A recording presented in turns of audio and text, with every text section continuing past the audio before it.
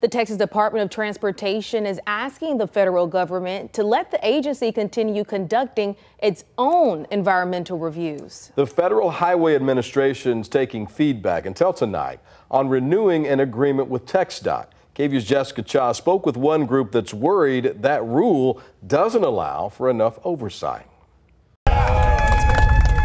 As work to expand I-35 begins, water won't work! Some transit advocacy groups are concerned over the potential renewal of a federal rule that helped TxDOT get to this point. So basically, the federal government has given TxDOT the ability to conduct its own environmental reviews for its own projects. Since 2014, TxDOT has had an agreement with the Federal Highway Administration, making the agency responsible for its own environmental studies, including testing air quality and traffic noise and more.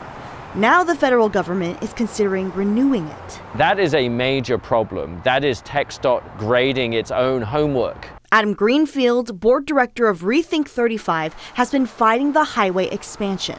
He says the agreement gets rid of checks and balances that keeps the agency accountable. There have been profound negative impacts from TxDOT conducting its own environmental reviews.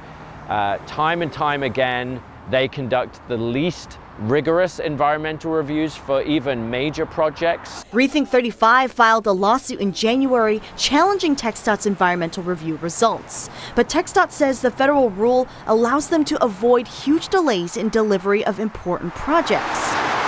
And in an email Monday, a spokesperson told KVUE the agency's reviews follow rules under the National Environmental Policy Act and work with many experts to ensure project reviews are thorough. But Greenfield says it's not enough. Don't remove this check and balance. Take it back.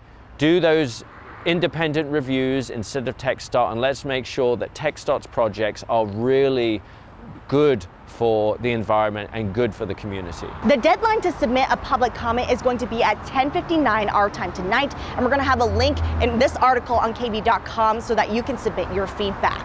Over I-35, Jessica Cha, KVUE News.